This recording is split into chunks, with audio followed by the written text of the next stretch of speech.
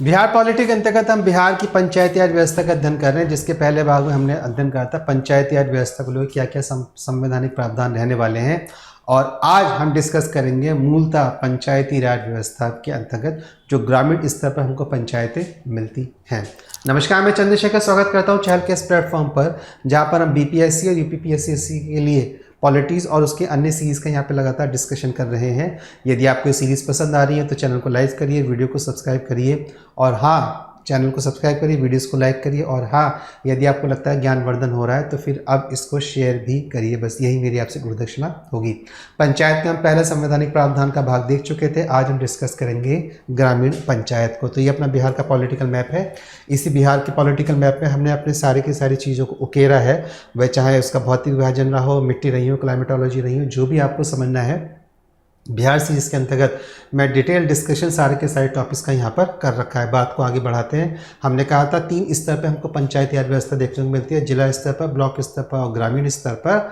और हमने फिर भाग 12 के अंतर्गत भारतीय संविधान में राज्य की परिभाषा को देखा था और उस राज्य की परिभाषा में जो हमारे स्थानीय निकाय हैं, पंचायत और नगर निगम, यह राज्य की संवैधानिक परिभाषा का एक घटक है। इससे आप इसका महत्व समझ सकते हैं कि अपने आप में कितना महत्वपूर्ण है। फिर हमने देखा था कि इसका उद्देश्य क्या है, तो उद्देश्य केवल इतना है कि लोकतांत्रिक विकेंद्रीकरण का उदाहरण है। जब लोकतांत्रिक विकेंद्रीकरण होगा तो सत्ता अपने आप में एक साधन है और साध्य है, और जब ये संसाधन है तो जिसका जितना वितरण होगा उतनी अधिक समग्रता समाज के अंदर आएगी। जितनी अधिक समग्रता समाज के अंदर आएगी उतनी तेजी से डिसीजन मेकिंग होगी। जितनी तेजी से डिसीजन मेकिंग होगी तब ग्रामीण स्तर के व्यक्ति को, निचले स्तर के व्यक्ति को, जो सत्ता के सबसे निचले स्तर पर है, उसको लगेगा कि हाँ, राज्य को चलाने में मेरे निर्णय मेकिंग, मेरे निर्णय का भी एक सहभागिता है। और जब निर्णय की सहभागिता का वो परोक्ष रूप से अनुभव करेगा तो फिर उसका राज्य के प्रति जो है समावेशी चरित्र सामने निकल कर आता है, या वात्सल्य उसके प्रति बढ़ जाता है। आगे की ओर बात करते हैं। संवैधानिक प्रावधान में भारतीय संविधान के भाग 9 के अंतर्गत हमको पंचायतों का प्रावधान मिलता था। फिर 73वां संविधान से शुरू होता है वर्ष 1973 में, और ये अनुच्छेद 243 से 243 तक पंचायतों के विषय में अनुच्छेद को लगातार जोड़ता चला जाता है। इसके बाद 11वीं अनुसूची इसी संविधान संशोधन के माध्यम से संविधान में जोड़ी गई और 29 विषय राज्यों से पंचायतों को ट्रांसफर करे गए। अब देखते हैं कालक्रम क्या था। 73वां संविधान संशोधन आया वर्ष 1973 में और बिहार पंचायत राज्य अधिनियम 1973 इसके अंतर्गत बनाया गया। आरक्षण में महिला, अनुसूचित जाति, अनुसूचित जनजाति के साथ साथ पिछड़े वर्ग की जातियों के लिए भी जनसंख्या के आधार पर आरक्षण का प्रावधान किया गया। और इसका जो अनुशंसा कही थी वो बलवंत राय मेहता समिति वर्ष 1957 समिति ने 3 स्तरीय पंचायती व्यवस्था के अंतर्गत कही थी। तो ये एक भाग हो गया, फिर हमारे 2 हो गया, फिर 3 हो गया और ये हमारा 4 हो गया। तो महिलाओं, अनुसूचित जाति, जनजातियों के साथ साथ पिछड़े वर्ग की जातियों के लिए भी जनसंख्या के आधार पर आरक्षण का प्रावधान इसके अंतर्गत किया गया। अब देखते हैं क्या हुआ। तो 3 स्तरीय पंचायती व्यवस्था हमको मिलती है जिला स्तर पर। तो इसके अंदर अध्यक्ष होता है, उसको बोला था जिला पंचायत अध्यक्ष। फिर हमारे पास ब्लॉक स्तर आता है, ब्लॉक अध्यक्ष, और फिर हमारे पास ग्रामीण स्तर आता है। यहाँ पे हम साधारण रूप से इसको बोलते हैं प्रधान। तो जब गांवों का एक समूह बनता है, जब गांव का एक समूह बनता है तो हमारे पास कहलाता है ब्लॉक, और जब ब्लॉक का एक समूह बनता है तो वो हमारे पास कहलाता है जिला। जितनी भी ग्रामीण जनसंख्या है उसके लिए पंचायती राज व्यवस्था हमको यहाँ पे देखने को मिलती है। तो जिला स्तर, ब्लॉक स्तर और ग्रामीण स्तर, जिला पंचायत। अब देखते हैं तीनों स्तरों को थोड़ा डिटेल में। तो जिला पंचायत की जब हम बात करेंगे तो जिला पंचायत अध्यक्ष और उपाध्यक्ष का चुनाव जिला पंचायत सदस्यों के द्वारा होता है, और यह एक अप्रत्यक्ष चुनाव का परिणाम है, या अप्रत्यक्ष चुनाव का उदाहरण है। जिला पंचायत सदस्यों का चुनाव प्रत्यक्ष रूप से, ये आ जाता है अपने पास, प्रत्यक्ष रूप से पंजीकृत मतदाताओं के द्वारा होता है। जो जिला पंचायत के सदस्य होते हैं वही जिला पंचायत अध्यक्ष का चुनाव करते हैं। जो जिला पंचायत के सदस्य होते हैं उनका चुनाव प्रत्यक्ष रूप से वोट के माध्यम से होता है। फिर यह लोग जिला पंचायत अध्यक्ष का चुनाव करते हैं। तो यानी कि जिला पंचायत अध्यक्ष का चुनाव जो होता है वो अप्रत्यक्ष हो जाता है, और यहीं पर बहुत बड़ा खेल दिया जाता है।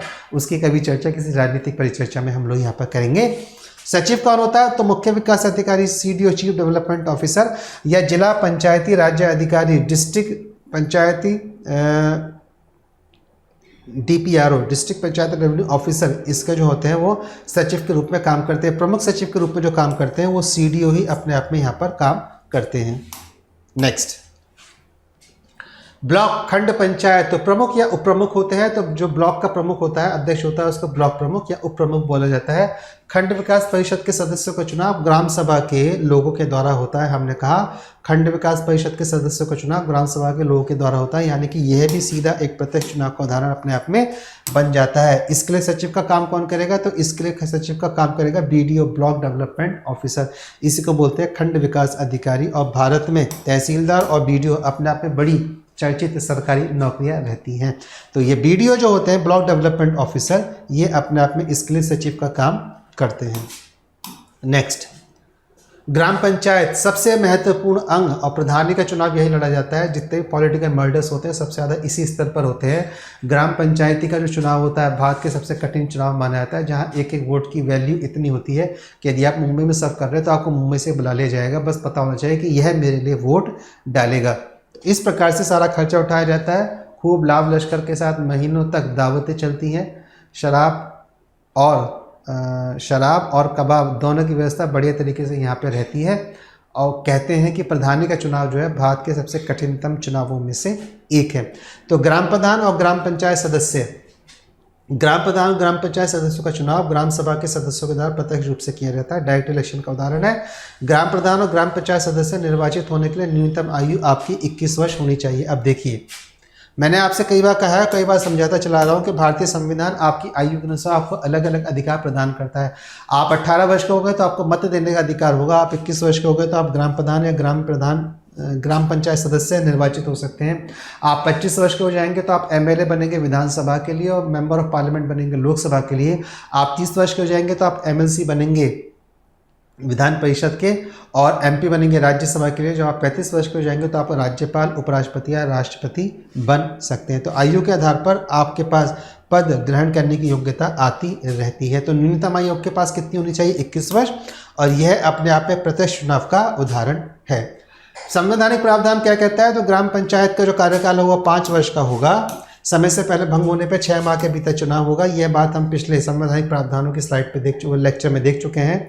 चुनाव राज्य निर्वाचन आयोग के द्वारा होगा, जिसका प्रावधान हमको 73वें संविधान संशोधन के माध्यम से मिलता है।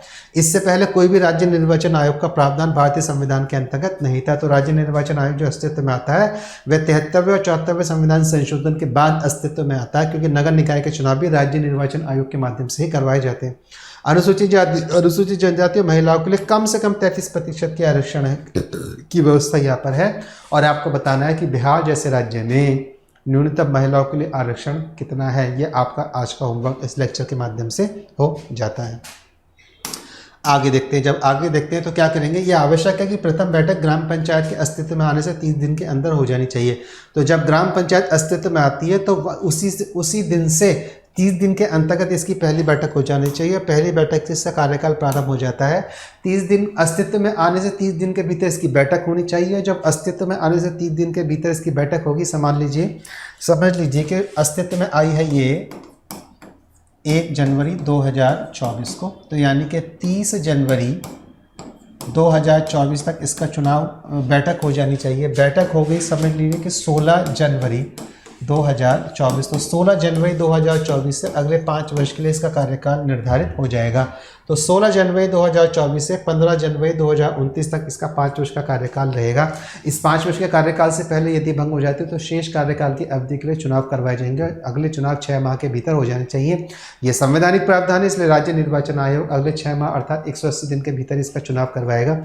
मान लीजिए किसी कारण से यह भंग होती है और नए चुनाव होने में 4 माह या 6 माह का समय रह गया है, तो अब राज्य निर्वाचन आयोग जो है वो नई पंचायत के चुनाव करवाएगा। पुरानी पंचायत के शेष कार्यकाल को यहाँ पे निरस्त मान लिया जाएगा, वो लैप्स अपने आप में कर जाएगा। किसी भी स्थिति में 2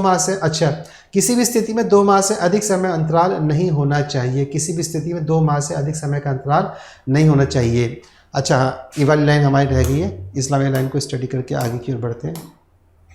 देखिए, तो आवश्यक है कि प्रथम बैठक ग्राम पंचायत के अस्तित्व से 30 दिन के अंदर जानी चाहिए। फिर प्रत्येक माह के अंतर पर एक बैठक होती रहेगी। किसी भी स्थिति में 2 माह अर्थात 60 दिन से अधिक का समय अंतराल नहीं होना चाहिए। यह संविधान का भी वॉयलेशन यहाँ पर माना जाएगा और फिर संवैधानिक प्रक्रिया के अंतर्गत कार्यवाही यहाँ पर करी जाती है। तो संवैधानिक प्रावधान है कि 2 माह से अधिक का समय अंतराल यहाँ पर नहीं होना चाहिए। तो आपको बैठक आहूत करनी ही करनी है। आगे की ओर बात करते हैं। तो जब आगे की ओर बात करते हैं तो फिर हमारा धन्यवाद प्रस्ताव यहाँ पर आ जाता है। तो ये थी हमारी पंचायतों को लेकर समग्र अध्ययन। हमने पहले भाग में इसके संवैधानिक प्रावधान देखे हैं, दूसरे भाग में पंचायत देखी, अब तीसरे भाग में नगर निकाय का अध्ययन करने वाले हैं। इसके बाद भी अभी अगर संबंधित 2 लेक्चर से आपका कोई प्रश्न है तो आप मुझे लिख सकते हैं, कमेंट बॉक्स में कमेंट करके बता सकते हैं, मैं उसका उचित उत्तर आपको देने का प्रयास यहाँ पर करूँगा। चैनल को सब्सक्राइब करते रहिए, वीडियोज़ को लाइक करते रहिए, और ज्ञान का वर्धन हो रहा है तो अब इसको शेयर भी करते रहिए। मिलता हूँ आपसे अगले लेक्चर में, तब तक के लिए जय हिंद और वंदे मातरम।